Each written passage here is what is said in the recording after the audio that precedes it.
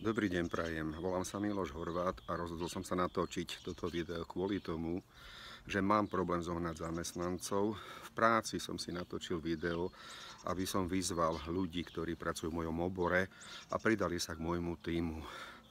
Čo je však na Slovensku zvláštne, že vy si niečo urobíte, zaplatíte inzerciu a potom niektorí ľudia na vás kýdajú a rozprávajú vás informácie, ktoré nemajú podložené, nemajú overené. Dnes som našiel jeden odkaz môjmu videu, že pracovať za minimálnu mzdu. Ja neplatím minimálnu mzdu, to je po prvé. A po druhé chcem povedať, prečo máme my za posledné roky veľmi nízke mzdy. Tých faktorov je viacej, ja poviem jeden z nich. Podnikám 27. rok. V roku 1998 mi odišli prví dvaja kolegovia. Odišli preto, lebo mi ich prebrala konkurencia. Chcel, aby som predával značku Mitsubishi, ja som robil s Daikinom, tak mi zobrali dvoch zamestnancov. Oni prišli a ponúkali všacie, teda vtedy, že my sme od Horváta, sme lacnejší. Všimnite si to slovo lacnejší. Tým chceli uspieť a použili moje meno, že robili u mňa ako značku. V roku 2000 bol ďalší a takto sa to delilo, až poslední dvaja mi odišli v roku 2015. Zasa mi ich prebrala konkurencia, pretože montuje inú značku, montuje značku GRI, ešte montuje nejaké Fujitsu, tuším. A ja mám smolu v tom, že ja rád pracujem s čerstvými absolventami stredných a vysokých škôl, rád týchto ľudí tvárním, rád im dvíham ego. Keď už sú tí ľudia šikovní a už niečo vedia, hoci prišli ku mne a nevedeli, čo je klimatizácia, nevedeli, čo je vetranie, nemali o tom ani páru. Ja som im zaplatil školenia v Čechách, v Rakúsku, vo firmách, aby sa z nich stali dobrí odborníci a oni dobrí odborníci sú. A ja mám takto 14 firiem z bývalých zamestnancov, ďalších 4 a to riaditeľov. Mi prebrali moji dodávateľia. Teraz ja nad tým neplačem. Ale chcem vysvetliť jeden fakt. Tých riaditeľov mi prebrali tým, že už keď boli hotoví po škole, tak ich preplatili. Oni nedali do ich vzdelania, aby sa niekým stali. A tí ostatní kolegovia, všetci, čo odišli, všetci sú lacnejší. Opakujem, všetci sú lacnejší ako ja. Ale oni musia byť už lacnejší ako ich starší kolegovia, ktorí sa oddelili. Čo sa vlastne tým stáva?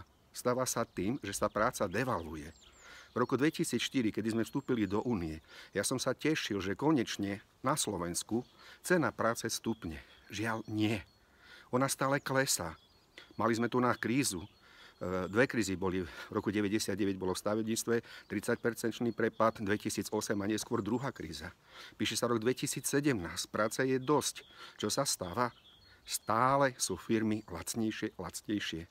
Prosím vás, kde sa z takých cien dá zaplatiť mzda? Pozrite si moje firmy, Horvát klimatizácie, vetranie.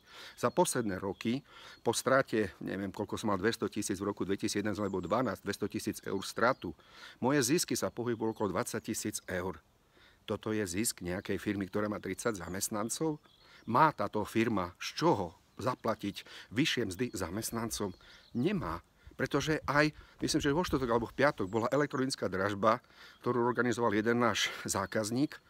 By ste sa čudovali, za aké ceny sú moji konkurenti schopní zrealizovať vzduchotechniku a klimatizáciu. Ja za také ceny robiť nebudem. A tu je ale kameň úrazu, že sme stále iba lacnejší. Prečo Slovák je ochotný zaplatiť za kávu takú istú cenu na Slovensku ako v Nemecku? Prečo auto je v Nemecku lacnejšie ako u nás a tak si ho ľudia dovážajú? Prečo mobil? Práve natáčam na mobil. Nech stojí, čo stojí. Tínedžer si ho kúpi a nerieši cenu, ale aj tento mobil je lacnejší na západe ako u nás.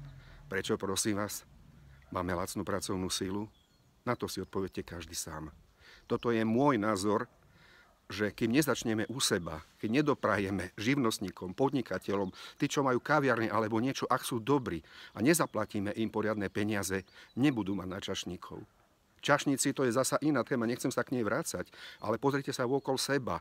Všetci nadávame, že máme slabé platy. Kto za to môže? Podľa mňa my sami, lebo sa sami devalvujeme. Ďakujem pekne, ak si vypočujete toto video do konca.